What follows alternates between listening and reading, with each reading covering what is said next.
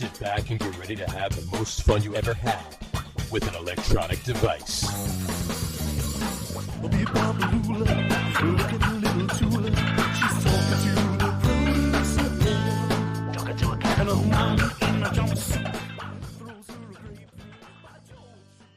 All right, everybody, welcome out to the Get On With It Sports Show. It is Wednesday, October the 12th, 2022. Jersey Johnny coming at you. With me, as always, is none other than Mr. RadioPete and Mr.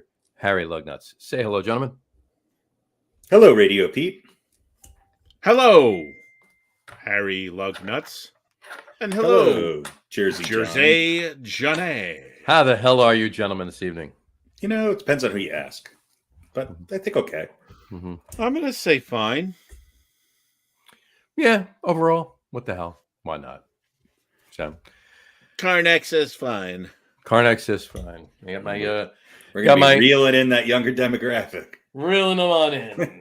Oh, come on. Who All doesn't those know about the great Karnak? Karnak, the great Karnak. I wish I had a graphic to show you, but I do not. Karnak was a character played by Johnny Carson, who used to host the Tonight Show prior to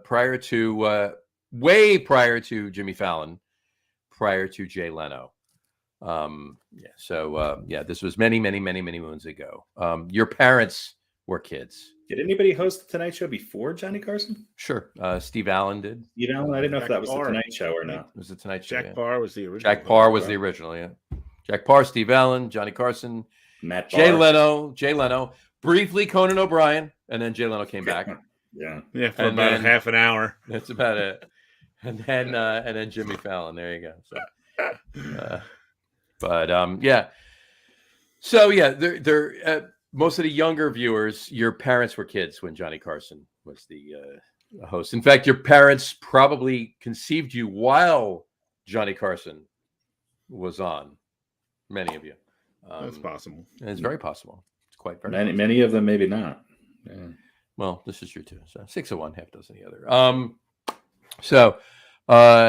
There's something I want to share with you two gents before being this is the fun show.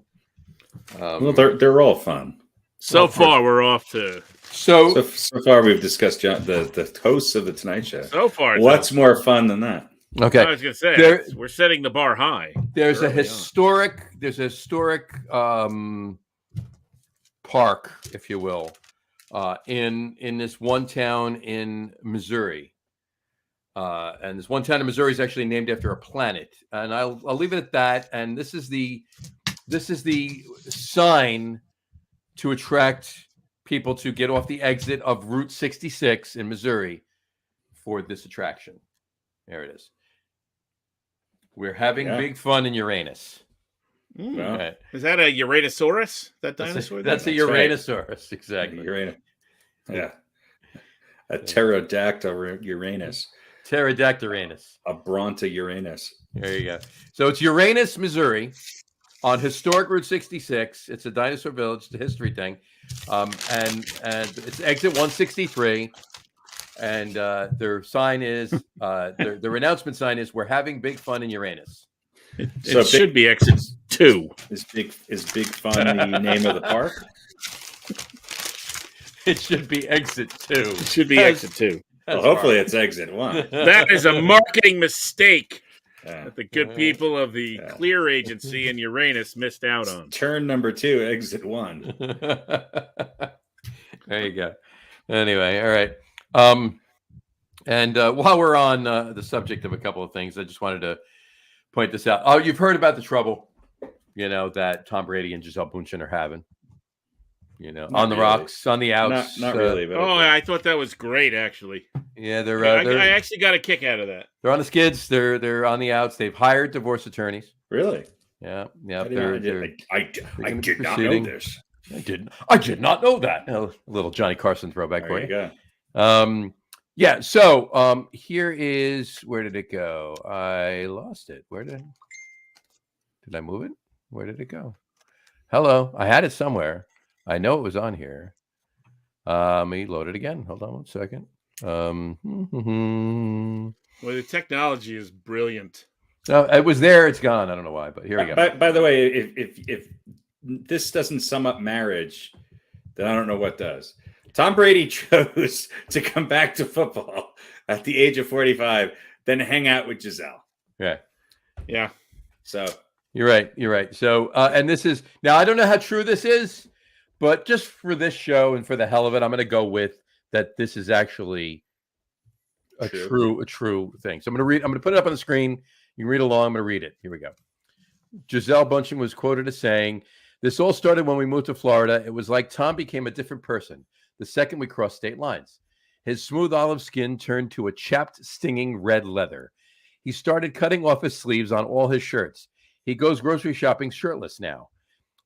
He applied the Salt Life sticker to our Land Rover. Salt Life? What does that even mean? I've asked so many people, no one actually knows, but everyone insists they're living it. I told Tom, it's Florida or your supermodel wife. And he looked at me, took off his shirt, and went to go buy something called a pub sub. He doesn't even eat bread." There you go. So I thought that was interesting. I thought it was pretty funny. I'm just now thinking, though, I wonder if she actually wrote it. I initially assumed that she did, Right. because Giselle Bundchen, other than, I think she was pissing and moaning when they lost the Super Bowl, right? About the receivers not catching the ball or something like that. Right. But other than that, she seems pretty cool, like an actual real person. Right. And so I thought, oh, yeah, this is actually pretty funny.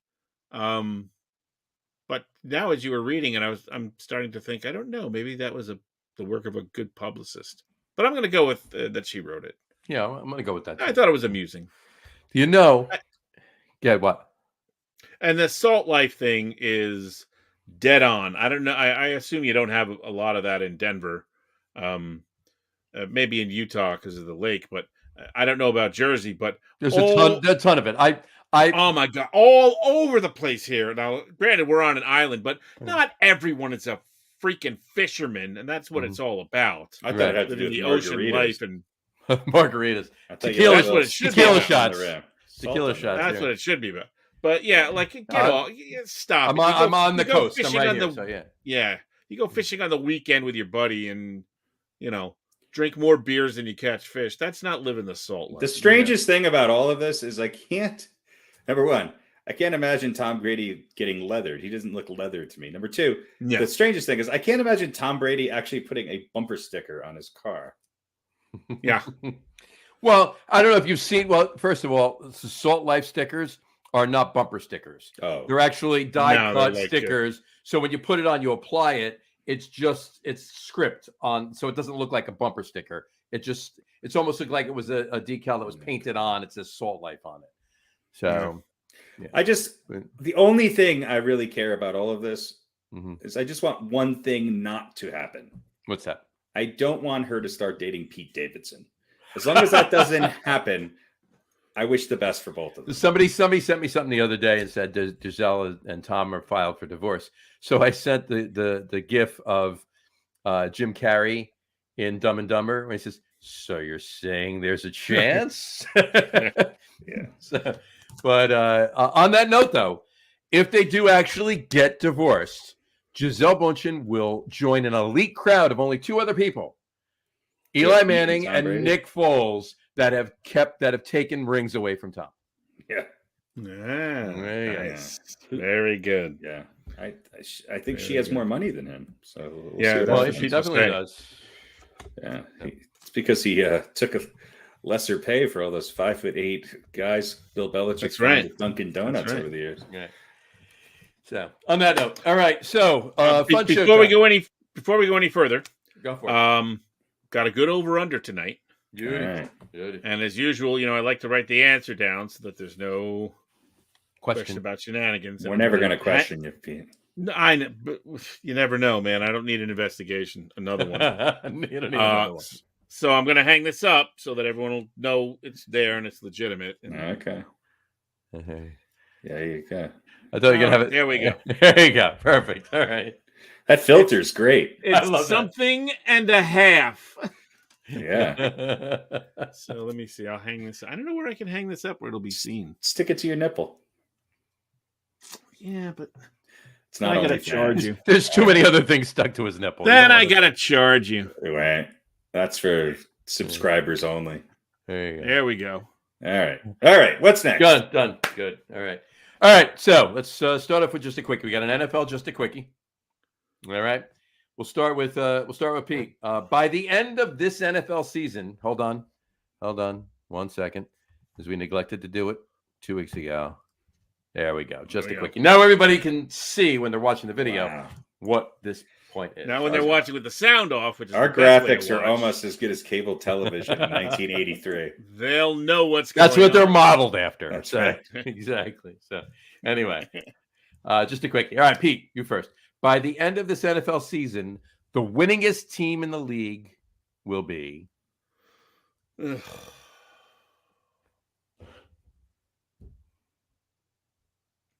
team I hate. Go for it. Nope, that's my answer. The New England Patriots. That's my answer. I know you want me to pick a team, but I'm going with that. Pete. All right. Now that we have that on the record, what is it? I'll say, jeez. I think it's going to be Kansas City. Jeez, there you go. All right. Harry, same question. I think it's going to be Buffalo. All right. But fair enough. I wouldn't be surprised if it's Kansas City. Yeah. I have to lean towards, honestly, the way I've seen the Bills play this year. Not that anybody cares, but I think it's going to be close. It'll be within a game, but I think Kansas City. I think they did lose to the Colts. Yeah, you're right. They did. So we'll see. Anyway, good to get that aberration out of the way early. Get that out of the way right early. So there you go. Okay. All right. Time for this week's NFL top players quiz. All right. Right. So this week's top players quiz. Last week, 2 weeks ago, we did top New York Jets offensive players from 2000 through present. This week we're doing. This sounds like last week. This sounds like we put 150 monkeys in a room with typewriters, and they came up with a topic, and that's what it was. Yeah. This week, well, we're going back to Giants. We did Giants 4 weeks ago. This week we're going top New York Giants offensive players, 1980 through 2000. 1980. Right. They give you 6. All right. 4. You got to keep 4. Get rid of 2. Here we go. Rattle them off. Write these down. Here we go. Mark Bavaro.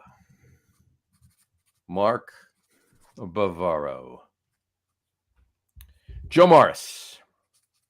Little Train, Joe Morris. There you go. O.J. Anderson. Otis Anderson. Little Train, O.J. Anderson. Otis. He loves us. Okay. Howard Cross. Second week in a row, Howard Cross was mentioned. Phil Simms. Just 2 in a row on this program? That's hard to believe. That's hard to believe.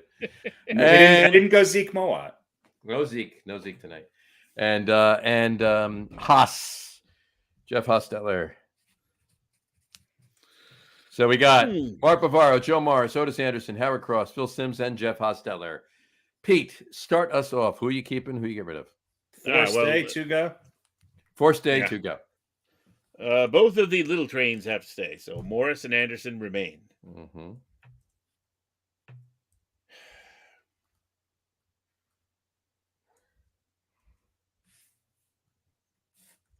I'm going to get rid of Phil Simms because I don't like him as an announcer.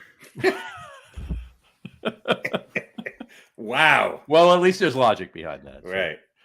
It's like giving a list of Lakers and taking off Kareem just because you don't like him. He didn't like his appearance in an airplane. He wasn't very convincing.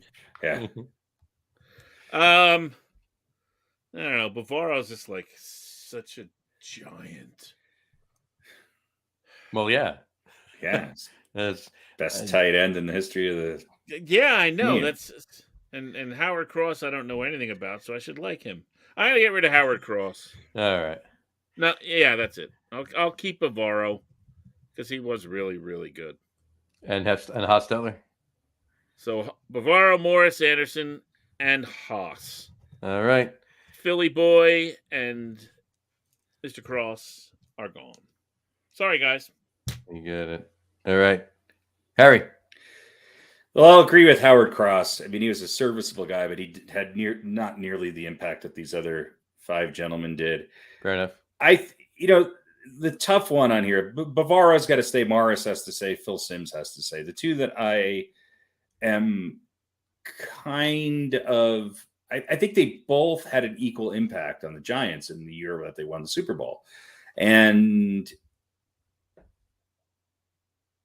I think that as much as I love Jeff Hostetler, I think other than that year, he didn't have as much of an impact on the Giants. Mm-hmm. So who was more important in the Giants winning that Super Bowl? Was it Otis Anderson or Jeff Hostetler? That's a really tough call. Kind of both, really. When you think about it. How can you say a running back is more important than a quarterback? Did you watch Super Bowl 25? Otis Anderson rose from the dead in that Super Bowl. And as much as I love Jeff Hostetler, I'm going to have to go with Otis Anderson. Wow. All right. Yeah, they would be mine too. Bavaro, Morris, Anderson, and Simms, and Anderson and Haas were definitely a toss up because they both meant so much to the team that year. But my deciding factor for Otis Anderson over Jeff Hostetler was Otis Anderson meant more to the Giants the entire season. Jeff Hostetler, while super important and almost as important, if not in some respects more important than Otis Anderson in that game in Super Bowl 25. Jeff Hostetler didn't. I mean, Phil Simms got them to where they were that year. I've heard you say if Phil Simms didn't get hurt, they wouldn't have won that Super Bowl. Hold on. I've heard that more than once. Let me clarify this. I meant the wins. They won. Phil Simms won 11 games for the Giants that year. They were 10-0 with Phil Simms as the quarterback. I'm not saying they wouldn't have been that, but they were with Phil Simms.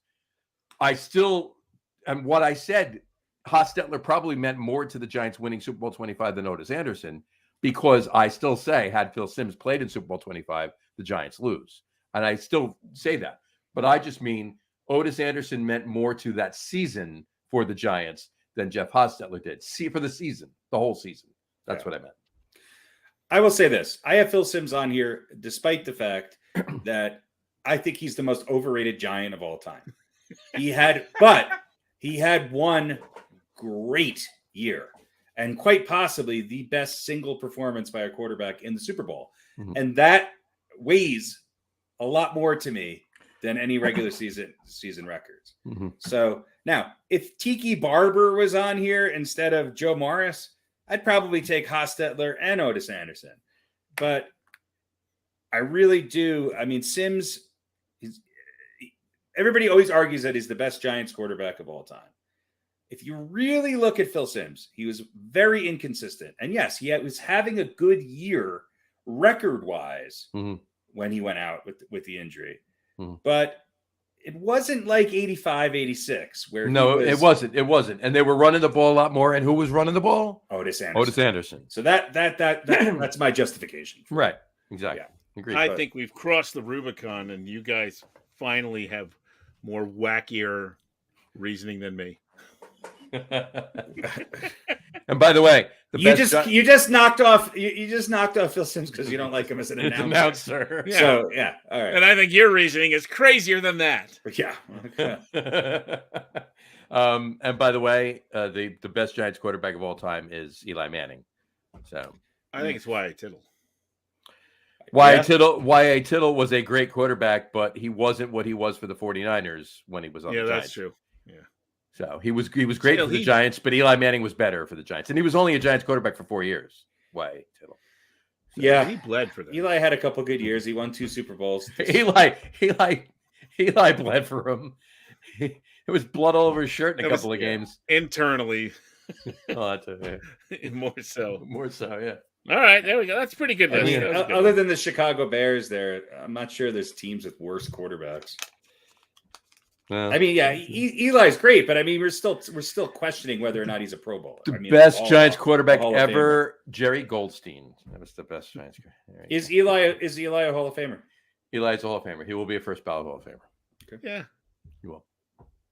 He's two Super Bowl MVPs. Won 2 Super Bowls. He set almost every New York Giants quarterback record. I get he set a lot of. He's in the top 5 in many NFL records. Why would he not? And his last name is that too. But regardless, who has the most interceptions ever? Brett Favre. Yeah, and he's in the Hall of Fame last time I checked. So he might be coming out soon, but that's another story. I'm kidding. But in any event, yeah, I think, and plus his last name is Manning, so that kind of So he'll be the first Giant quarterback to go in the Hall of Fame. This is true. No, first Giant quarterback that was only a Giant. Recently, yeah. Only, yeah. I mean, Wyatt Tittle's in the Hall of Fame, and he went in. The last team he played for was the Giants. Frank Gifford was a part-time quarterback, right? There you go. You're right. Yeah. Which we got. And is Charlie Carnley in the? I'm not sure. That would be the only other one. I haven't talked to him in a while. Yeah. Craig Morton. Yeah. Craig Morton and Earl Morrell are not in the Hall of Fame. Is Earl Morrell? Earl Morrell's not in the Hall of Fame now. So all right. Fran Tarkenton's in the Hall of Fame, Giants quarterback. Mm-hmm. But more well known as more so for the Vikings. He played longer than Wyatt Tittle did. He played 5 years for the Giants. He was pretty damn good. He went to for those 5 years, 3 or 4 of them he was in the All-Star game. Mm-hmm. For baseball. For basketball. Yeah. All right. A not so quick quickie. Yeah, not so quick quickie. All right, here's time for the rapid fire quiz. All right. Oh boy. All right, the rapid fire quiz. Throw that up there, rapid fire quiz. Okay, it's going to be difficult tonight. I'll tell you that. Good. All right, but like I said to Harry before, it's going to be one of those ones you either know it or you're going to say, I don't know what the hell that is right away. So it could be quicker than normal because of that fact. Good. So, here we go. All right, we're going to start with Pete. Pete, we're going to start off with you. Here we go. No, we're going to start with. We started with Pete last week, right? Yeah, we'll start off with Harry this week. Yeah. Here we go. Harry, here's your first question. In 2019, Lamar Jackson became the second player in NFL history to be named as the unanimous MVP of the regular season. Who was the first? Lawrence Taylor. Incorrect. Pete. It's for the steal. Read it again. In 2019, Lamar Jackson became the second player in NFL history to be named as the unanimous MVP of the regular season. Unanimous MVP of the regular season. Who was the first? Joe Montana. You're both wrong. That would be it was in Tom Brady. It was in 2010, and it was Mr. Tom Brady. Okay. So there you go. So all right, Pete, your first question. Here we go. Your first question. Here we go. In the year 2000, who became the first team in NFL history to make 4 first-round picks in the same draft? 2000. 2000. 22 years ago. Correct. I'll say the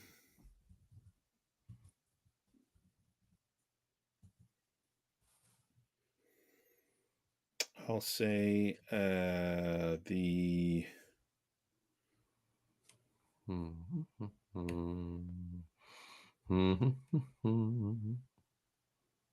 wasn't a hint. I was just humming. I'll say the Vikings. That would be incorrect. Harry for the steal. Only because it's a question for Pete. I don't even know if this is true. I'm going to say the Jets. That would be correct. It would be the Jets. Yes. Joe Namath. The 4 picks were Sean Ellis. I can't talk. Sean Ellis was picked with the 12th pick. John Abraham was picked with the 13th pick. Anthony Becht was picked with the 27th pick. And with the 18th pick in the draft, Sam Darnold? Joe Namath. No. Chad Pennington. I mean, I remember who was the first one? Ellis? Shawn Ellis, yeah. What was he a running I back? would say Ellis, Ellis. No, he's a lineman. Yeah. He Right. sort of tanked, huh?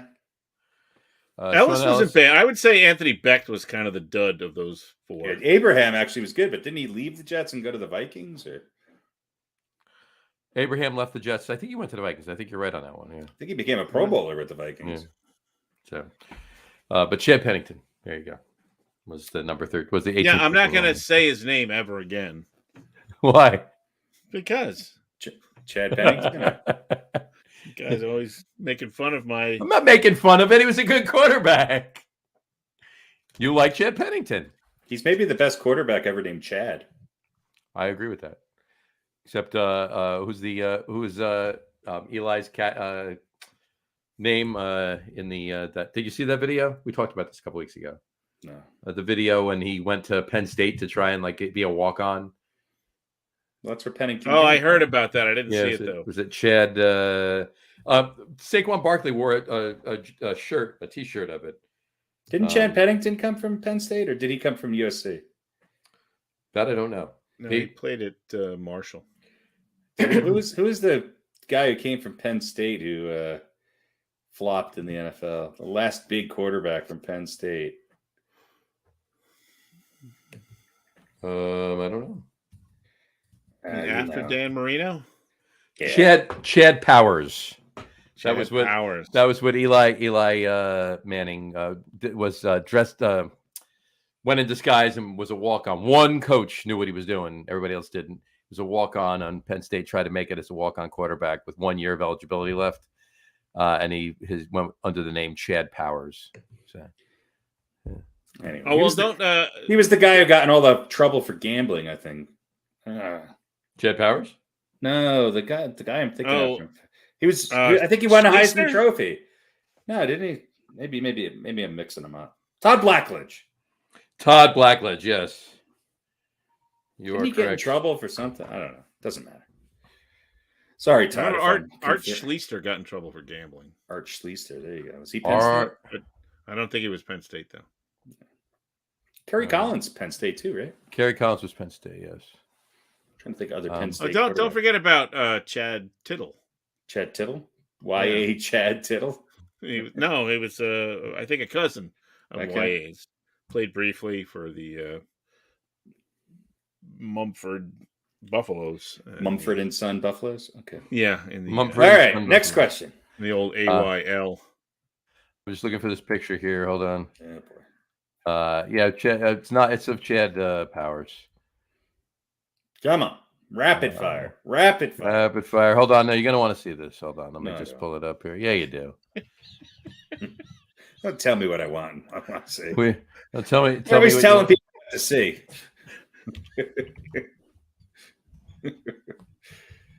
Boy.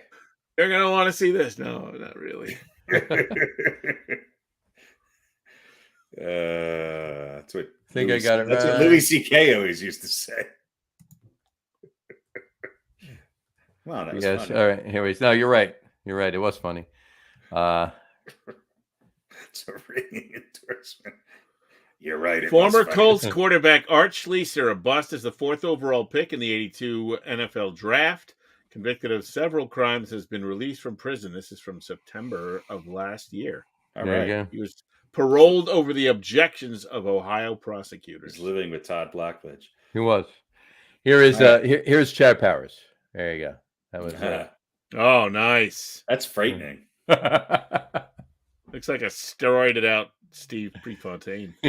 There's wow. I haven't heard that name in forever. Oh man, that's great. I love it.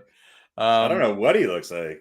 He was running while he was running, and he had his face? That's his face. Well, no, he had like a mask, a makeup mask kind of, so it like gave him different nose and different prosthetic thing.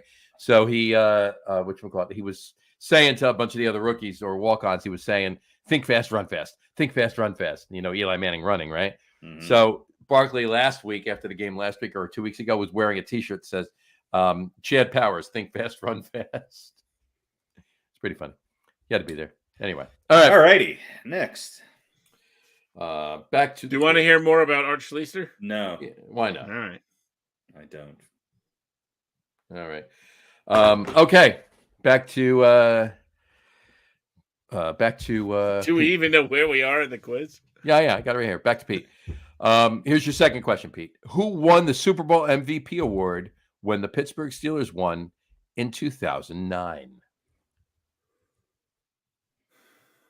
I'll say Ben Roethlisberger. That would be incorrect. Yeah, I can't remember the receiver's name. Incorrect. Harry, for the steal. God, I could picture him. I can't think of his name. Jeez, it wasn't the defensive. It wasn't Marvin. It wasn't James Harrison, but it was a receiver.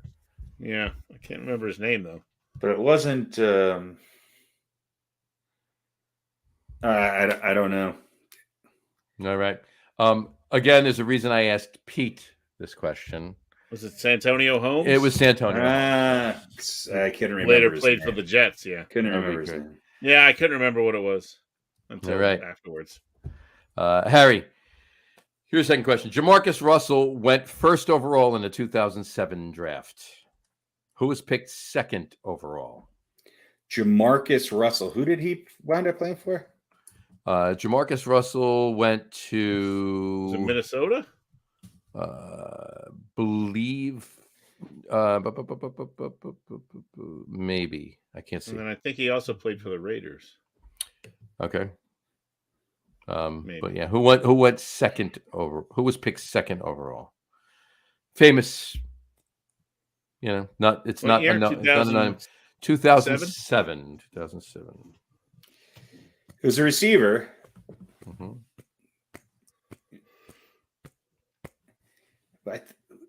Was it Calvin Johnson? It was Calvin Johnson. Very good, Calvin Johnson. You got that correct. Give that man a cheroot. All right. And the 14th overall pick, by the way, that year was Darrelle Revis, too. So that was a good draft. That I knew. All right. Santonio Holmes. Damn. Yeah. You got it. All right. Pete, which year did the Houston Texans play their first season?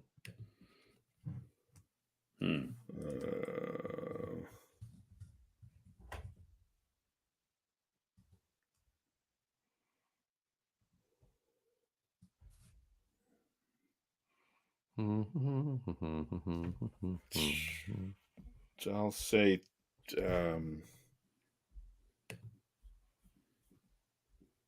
how long have the Houston Texans been around?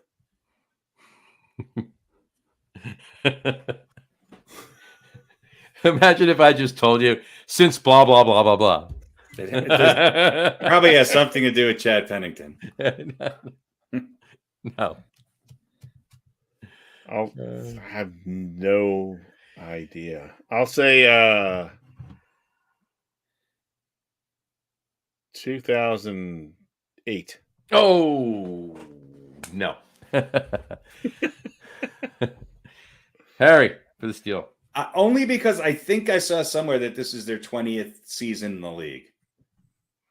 So would that make it 01 or 02? I'm going to go 02. You're going to go with 02. 2002. 2002. That would be correct. That would be correct. 2020. Well, last year would be their 20th season last year. Okay. This year's the 20th anniversary. That's what it was. 20th anniversary. Yeah. So, okay. And you are here. Yeah, you got that right. Actually, 1, 2. That was that was Pete's question, right? Mm-hmm. Yeah, that was Pete's question. Yeah, that was my question. All right. Here we go. All right, Pete, Harry, this is your question now, right? Just the last one. No, there's 2 others. Okay, Harry, in 1973, Fred Dreyer became the first player to score 2 safeties in a single game.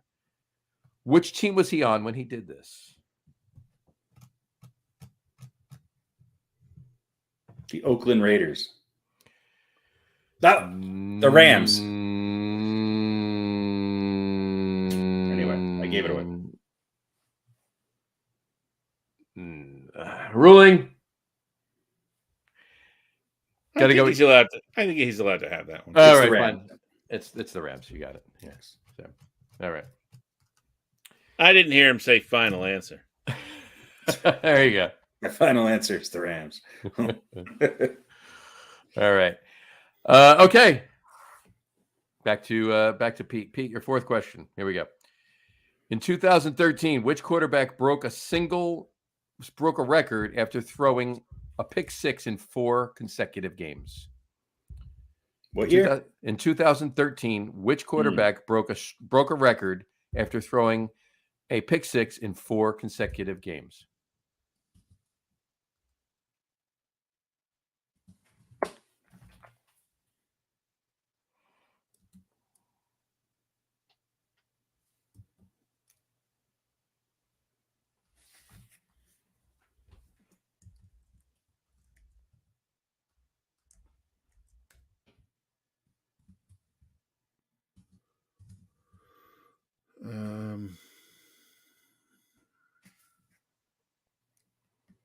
I should know this.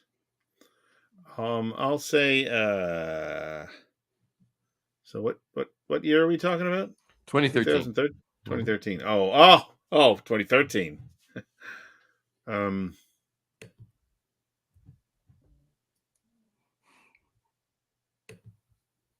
I'll say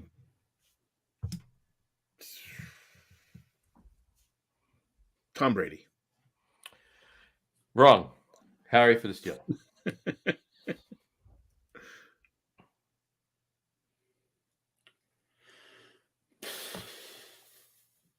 Team was the Texans. I can't think of the guy's name. I can't think of his name. All right. So that's a give up? Yeah. All right. You are correct. It was the Texans. It was Matt Schaub. Matt Schaub. So there you go. So that's an X there. And no correct. All right, Harry. Your next question. Here we go. Who finished their career with more rushing yards? Eric Dickerson or Marshall Faulk? That's a good question.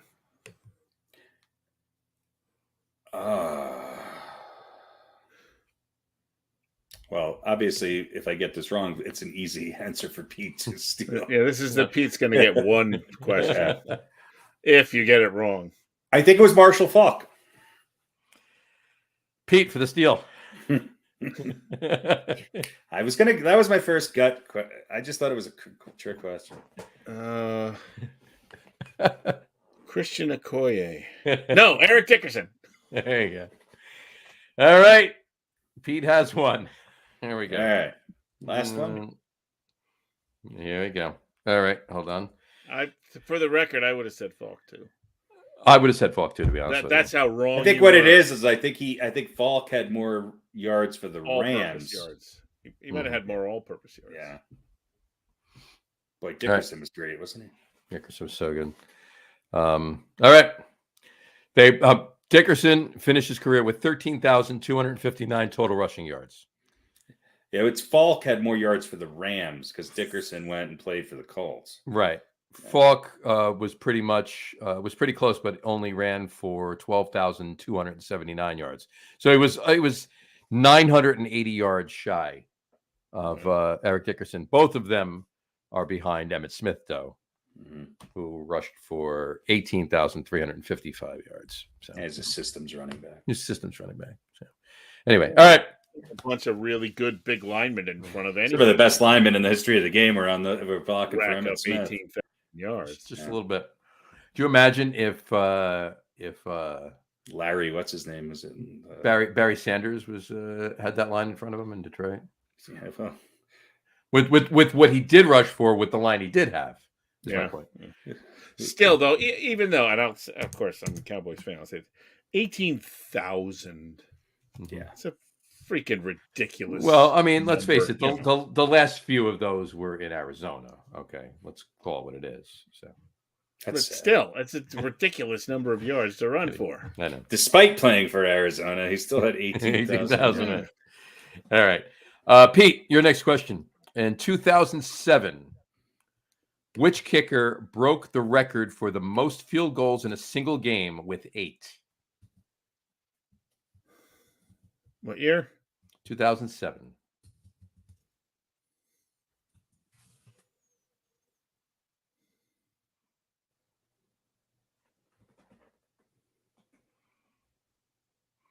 In 2007, which kicker broke the record for most field goals in a game with 8? A single game. I'll say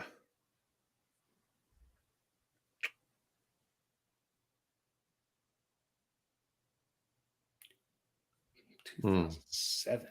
2007. 2000. God. I can't remember his name. Not that I have the right name, but I can't remember the wrong name. I'll say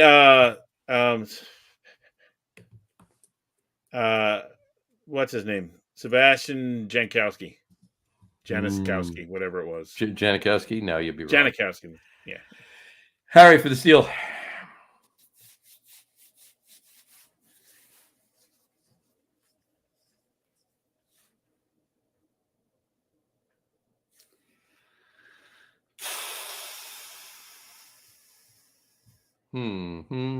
I don't know.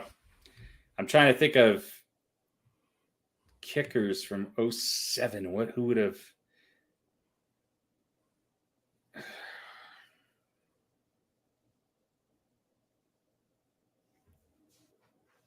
I don't know.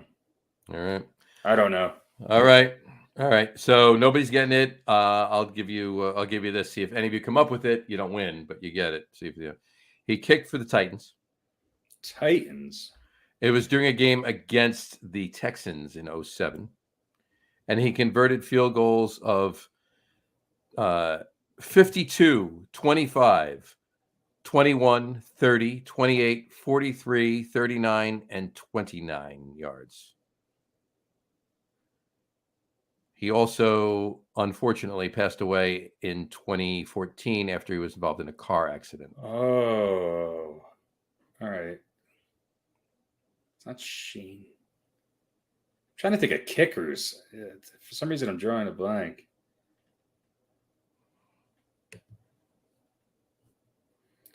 Who's the guy who died? Yeah. Baronis. Yep. Baronis. Matt Baronis. Rob Baronis. Rob Baronis. Mm-hmm. Oh, there you go. All right. That's a Pete question, and that's an X. Harry, your next one. Here we go.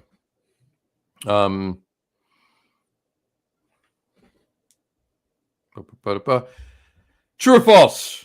Actually, I won't give you another true or false. Yeah, this is great. True, A or B? True, false, or maybe. Or maybe. That's just what I was going to say. All right. Here we go. Who won the Super Bowl MVP award when the Green Bay Packers won in 1997? That would be Super Bowl 31. Who won the Super Bowl MVP award when the Packers won in 97? I'm going to go with the obvious. I thought it was Brett Favre.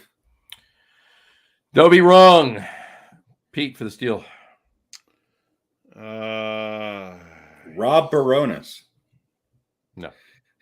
What year? 97?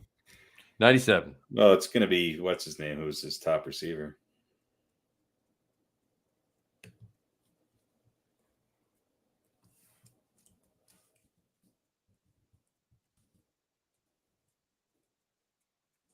Lofton? That'll be wrong. Was none other than Mr. Desmond Howard.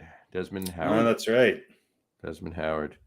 And that was the year that the Packers defeated the New England Patriots 35-21. Desmond Howard scored a 99-yard kickoff return during the game. So, there you go. All right. So was that his rookie season? Desmond Howard? I don't think so. No, I think he started in the late 80s. Yeah, he was around for a bit. Yeah, didn't he win the Heisman and like 88? Yeah, something like that. Okay. Yeah. All right, Pete, your last question. All right. Here we go.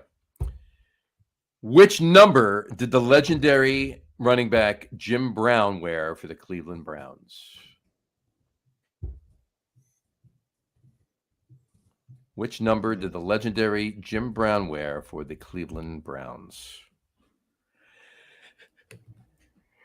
Let's say 6. That would be wrong. Harry for the steal.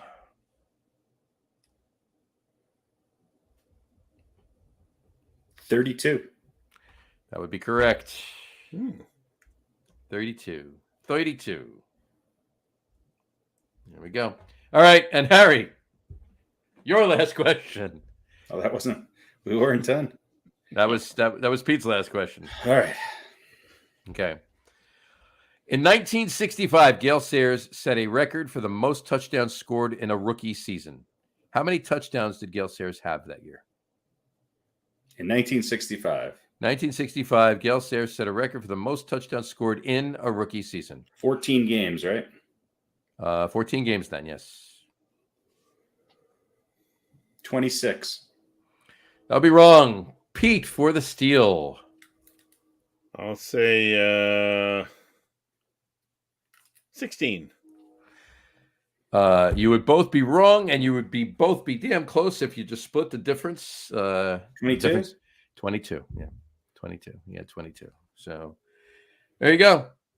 All right. So we finished with 1, 2, 3, 4. Harry has 5. Pete has 1. This is their biggest victory ever. I don't think I got 5. Did I really? Yeah, you got 5. All right. You got 5 of them. You stole 2. You stole 3. You only got 2 of your own. Okay. You stole 2. You stole 3 from Pete. And Pete didn't get any of his own and stole 1 from you.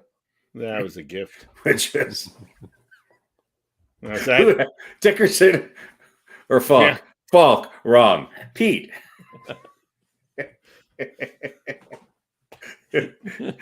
Rob Baronis. There you go. All right. I don't know if I should feel patronized or happy that I got 1. I thought you got more than 1, but I bombed. Yeah. All right. All right. So tonight, we've been for the last couple of fun shows, if you will, for our top 10. We've made them top 5. Tonight it's actually gonna be a little different. So we're top. We'll call them top lists, not top 10 anymore, or for right now in any event. But tonight we're gonna do top 5 or top. Who we think is the top MVP for both leagues for Major League Baseball. And I'm actually going to go and I'm going to change the background. Why the hell not? Because we haven't had it on this show for a while. So, Pete, why don't you go first? Why don't you tell us who you think the top... I did 3. I just did top 3. No, we all did top 3. Top 3 of each league. So there's 6 names altogether. All right. So do we want to go...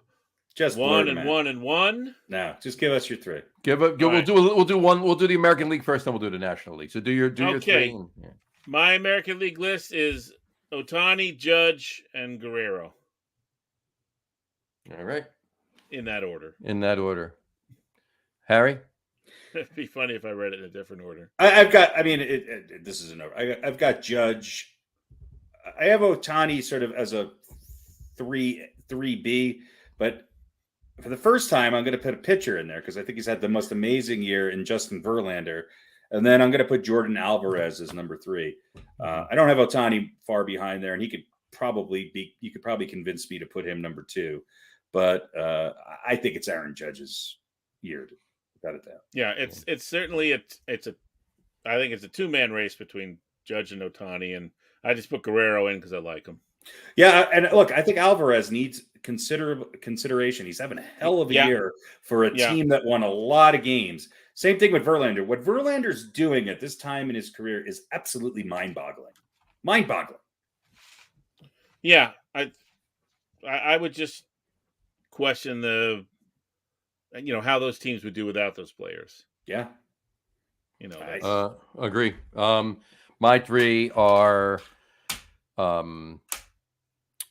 Judge is number one. And I have Alvarez number two and Verlander number three. Yeah. Those would be my three. Yeah. I do agree with that. Ohtani, it was difficult, but I mean, if Ohtani was still doing for the last month what he was doing most of the season, then I probably would have swapped him and Verlander out if Verlander didn't continue to have the year he was having into September either. So it was September kind of called it for me at that point, but yeah, it's Judge number one, Alvarez two, and Verlander three, because it's what Justin Verlander's doing at, what is he, 130 now? His age? Yeah. I mean, he's the Tom Brady. He's the Tom Brady of Major League Baseball. Or his whip and his age are the same. Yeah. It's basically it. Yeah. All right. National League. All right. National League. All right. Harry, you start us off with the National League. National League's a little tougher. I'm going to go with Goldie. I think, and I'm contradicting myself a little bit here because his team is not necessarily doing that great. And then I got two other guys who I could flip them either way you want. And I'm picking Goldschmidt just because he's having such a phenomenal year. But then I got Freddie Freeman and Pete Alonso. And look, you got the Dodgers who won, 110 games? And the Mets who won 100 games. Those two guys are just amazing. 131 RBIs for Alonso, and Freeman's having, competing for the Triple Crown. Mm-hmm. Yeah. And the reason why I say Freddie Freeman too is because I think there's a lot of pressure on him. First year, big contract, coming from the Braves to the Dodgers, and he's just literally been spectacular. But I think Paul Goldschmidt's numbers are just mind-boggling. All right, Pete, yours. Yeah, it's we have a little different take on how the MVP should be configured. I agree, Goldschmidt's numbers are phenomenal, but he's my number two. My number one is Manny Machado. I think he means more to the Padres than Goldschmidt. Comeback player of the year, maybe? I would probably give that to Verlander. No. But yeah, I think he could be. Different league. But the Padres, look, Soto did squat for them since coming over, and Tatis hasn't been on the field. And without Manny Machado, they're not even sniffing the playoffs. Yeah, Goldschmidt's got protection behind him, certainly with another guy who's got 100 RBIs plus. So. Yeah, who is my number three. Yeah.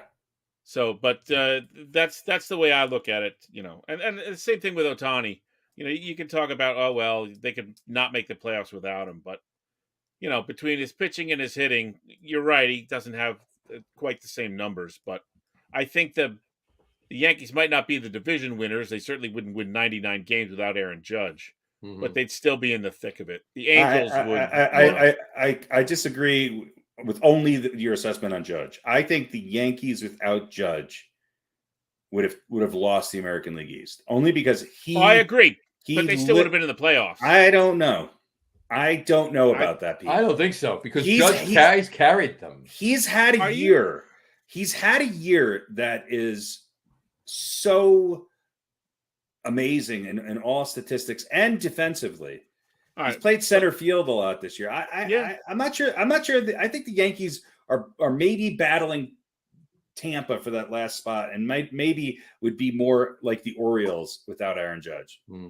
Now, if all the other injuries stayed the same. See, all right, let's look real quick here. All right, so Seattle's got 90, Cleveland's got 92, Tampa Bay has 86. Mm-hmm. The next closest team is Chicago. So let's say the Yankees are not in first. I think the Yankees win 89, 88, 87 games without Aaron Judge. I didn't even think they win that many. That's my point. They're still in the playoffs. They'd have to get to like 80 wins to be behind Chicago. Okay. You know what I mean? I agree. He's having a phenomenal season and he's a great player, but I don't think he's 18 games, 18 additional wins. And again, I don't know. I don't know. Gotcha. I'll say this. He carried them for 2 months. Yeah. I will. I'll give you mine really quick. It's Paul Goldschmidt's number one. I'm tied on 2 and 3 though, between Pete Alonso and Freddie Freeman. So I mean, you can do 2A and 2B for me. Kind of interchangeable. I think Freddie Freeman probably on paper, especially over the last month, maybe. But Alonso he's not. I'm not going to say he's the Aaron Judge of the Mets by any means. But he is. He's had to. When the bats have fallen asleep, he's had to. And he's felt that pressure, and he's had to carry them. For a lot of time during the season. I mean, Lindor's had a decent season, and pretty good year, Lindor. But he's been a pretty good overall year. Over 100 RBIs, right? Yeah, and you can't really complain about somebody that's hit over 100 RBIs by any means. But Alonso has broken the single season record for the Mets for RBIs, obliterated it like 2 weeks ago. So I mean, he's well. He surpassed David Wright and Mike Piazza. I think they were tied actually. But yeah, he's well beyond theirs. So you could, like I said, I mean, it's tough back and forth between them. I mean, I'll lean Alonso just because I'm a Mets fan, but it could be 2A and 2B. And don't discount, and I know he's hopefully, there's a lot of really good players this year. To Pete's point, Machado means a lot to the Padres. Or meant a lot to the Padres. They're not in the playoffs without him. No, right? No. I think the one thing I will say, which I think skews this more towards the Judge and Goldschmidt and Freddie Freeman, is that batting averages are down dramatically. Mm-hmm. So if you're hitting 312. 323. What's Goldschmidt hitting? 328 or something? Yeah. He's in the 320s. Yeah. That's those guys have the home runs and RBIs to go along with them. Home runs don't mean as much to me, but when you're driving in 120 plus RBIs and you're hitting 330 in today's game, that's pretty spectacular. Yeah. Now, you can't pitch around him because he's. To some degree, Freeman, that is. I think with Goldschmidt, I'm a little bit more impressed with it because I think you take him off that team. I'm not sure they're a playoff team. I'm not sure they win that division. I think, so that's my justification. There you go. And here's my thing with Ohtani, and it's my ignorance on it. It's hard to just sort of wrap it all up and say this. He's obviously maybe the biggest superstar in the game, but it's hard to really quantify how much he actually impact-wise means to that team. Would the Angels have lost 10 more games without him? I don't know. I think they would have been about the same. That's my. I don't think he's as much. I think they would have been. They would have been way worse without him. I think they were. I think Trout being out of the lineup hurt them far. Oh, big time. Yeah. All right.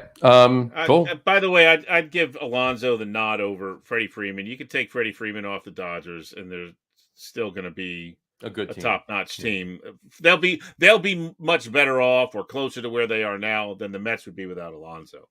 Mm-hmm. Yes, but he's changed. The fact that he's done so well. I think under pretty immense pressure. A lot of people are writing Freddie Freeman off. Granted, he won a World Series and blah blah blah blah blah. And was writing him off. I think a lot of people were. Some pundits. I think a lot of people. I'm not saying it's not impressive. I'm just saying the value to the team, what the team would be with them, in the true sense them. of the most valuable player. Yeah, I look at it strictly from that. If you're starting a team and you have to pick Pete Alonso or Freddie Freeman, who are you taking Right now? Yeah, Pete Alonso. Okay, I disagree, but I still I still had Alonso right there. I have them neck and neck, and Alonso's 10 years younger than him. That's why I'm taking. Yeah. What I'm saying is for right. Yeah. Is he really 10 years younger than him? Oh yeah, almost or How more. Old is Pete Alonso? Let's find out. Freddie Freeman's not as old as you think. Alonso's 17 years old. He's 16. Alonso's 16. Freeman's 27. Freeman's not as old as you think he is. Hold on. Pete Alonso is 27 years old, and Freddie 33. Freeman is 33, so he's 6 years younger than 5 years. Yeah, 6. Yeah. So anyway, all right, cool. So we got so the overall voting. If we were the three voting, it would be Aaron Judge would win the MVP in the National League, in the American League, and Paul Goldschmidt will win the MVP. I think it probably will wind up being that way. That's probably what it's going to be. Mm-hmm. And ironically, Harry, you and I have Judge and Goldschmidt both as number 1, and Pete, you have Judge and Goldschmidt both as number 2. As number 2, yeah. So. He's got a man boner for Ohtani. And your number 1s on both lists, neither Harry nor I had. Yeah. So, just a little different criteria. Mm-hmm. And you're number 3. You guys have stars in your eyes with the fancy numbers. Well, and I'm more of a purist. They all have pretty fancy numbers. Yeah, that's true. Everybody we've looked at is having close to career seasons. You could literally you could literally take any of these names at all this year and put them in the conversation for MVP, and nobody's going to say you're nuts at all to any of them. Yeah, you can make a good case for all these guys. So, all right, cool. All right, I think that brings us to Pete's box over under, does it not? I believe so. Do we have anything else? Let's have anything else? No, I think we're good, right? I got about 5 minutes. So. All right. So here we go. I think you're gonna like this one. So we all know, right? It's a big joke and many memes, if anyone's ever been to a CVS, about the CVS receipt. You guys know what I'm talking about? Yep. Oh, yeah. And it's 18 miles long. Oh, yeah. So here's one I happen to have right here, which I measured earlier. Can you make that into a Karate Kid bandana? Probably. Mm-hmm. So, but I want to let you guys have a look at it. Mm-hmm. And we're going to go with tonight's over-under. So how long is the old CVS receipt? All right. We talking inches or feet and inches? I think we're going to go inches. Okay. Mm-hmm. So remember, there's 12 inches in a foot. Yes, I'm pretty aware of this. And I'm going to... Oh, let me look at the... Wow. So what's the magic number? Now, hold on. As usual, I wrote the over-under down and not the actual length. Which I think I did the same thing the last time. So You did. I'm going to remeasure it.